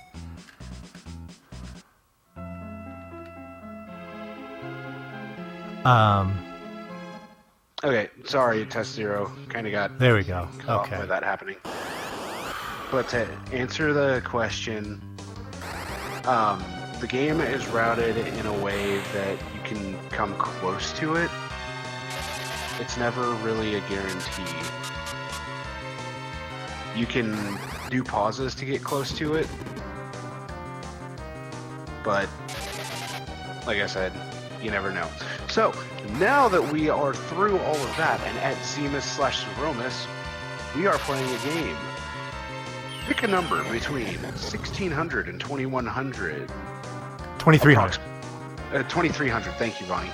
I always go 21 because I never see it go above 2110. For Sid's Meteo damage against Zeromus.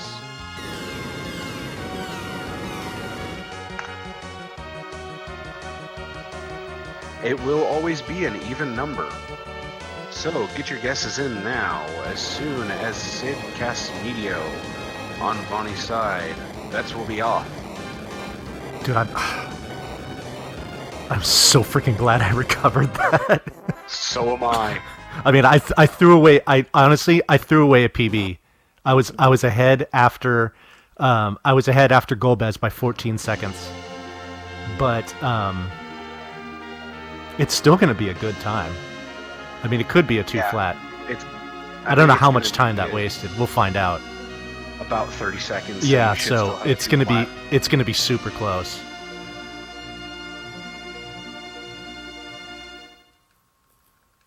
We got quite a few people throwing some guesses in. Yeah. Now this is Price is Right rules, folks, so it's the closest without going over.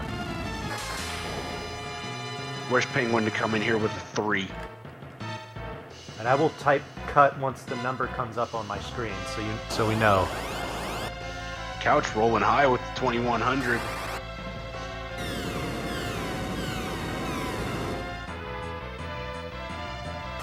Holmes back with the $1. All right, 1876 was it. Let's see here. Let's see, 1826. 1862 was mine. Oh, really?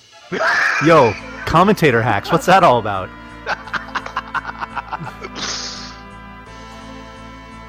GG, Sonny. Nice. Yo, that's the first time I've won that in a while. Rigged. By the way, I'm using the crystal for those of you who care. Yeah, you might as well, dude. Yeah, you might as well. Oh no. Vonnie's party perished. Oh man, What was your Meteo damage, Couch? It hasn't happened yet. Oh yeah, that's right.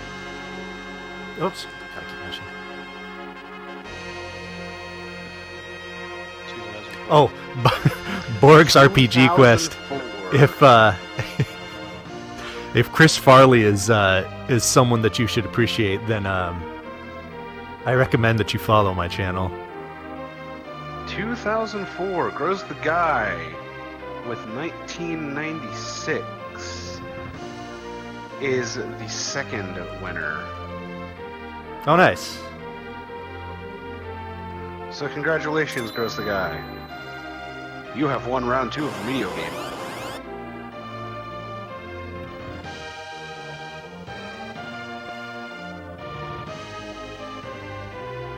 So now we're in the final cutscene of the entire run.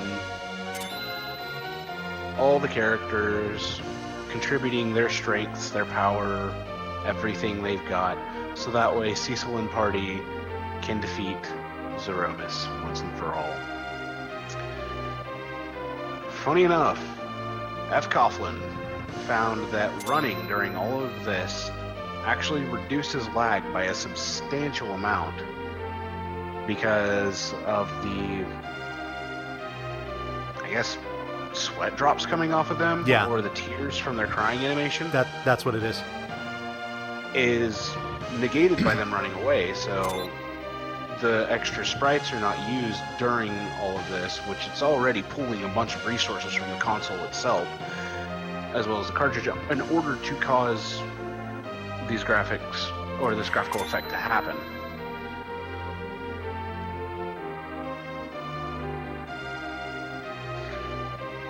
Yes, Fatum, they're preparing the Genki Dama. Totally forgot I'm still on Battle Speed 6. Oh no! Been there before. Samesies. Yeah, it's whatever. Ooh, this is gonna be close.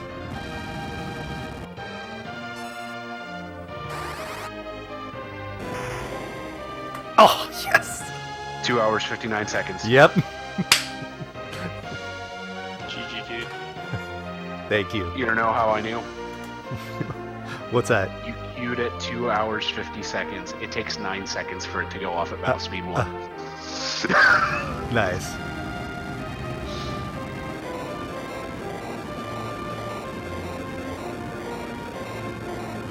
GG to Vonnie. Alrighty, thank You you. just got a 2 hour, 59 second run on RGL during Retrothon? Marathon.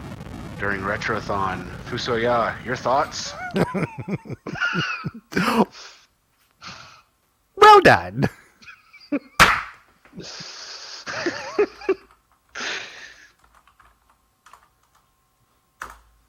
The marathon, the Retrothon. It deserves a double title.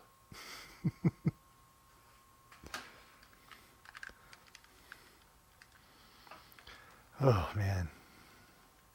So it looks like that, me forgetting to swap my items cost me about 35 seconds. So without that, that would have been a PB of about 15 seconds. So still not sub 2, but Would have been a 2 hour 24. what a 2 hour 24. That's right. Thank you everyone for the GGs. Much appreciated. And Couch here you is go. using the crystal Couch going for swag. for the fans.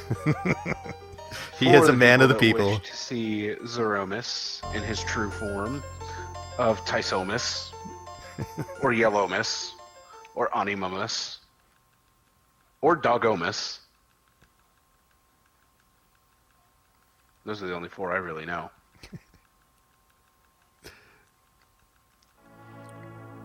Dogomus is still my favorite, though.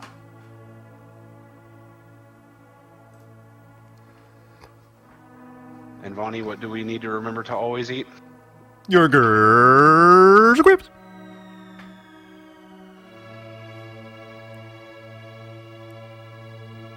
Yo, Borg's RPG Quest, thank you very much for the 100 bits. Much appreciated on behalf of RGLtv. And Couch has finished with a 203.28. Yo. GG, Couch. Thank you. Good runs from both of you. Yeah, I don't know about good on my end, but it is what it is.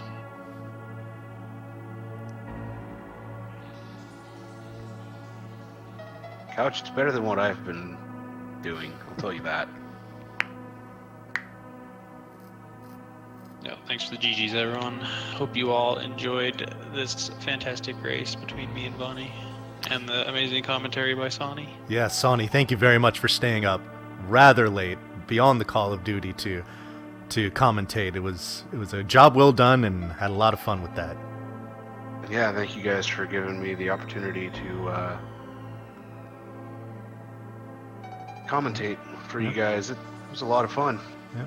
For those of you watching, we really appreciate you checking out this run. Both Couch and myself predominantly run RPGs, especially retro ones. So if you enjoyed this and would like to see more of it, please give each of us a follow. That would be much appreciated. And yeah, hopefully we'll be able to continue to entertain you with runs such as these.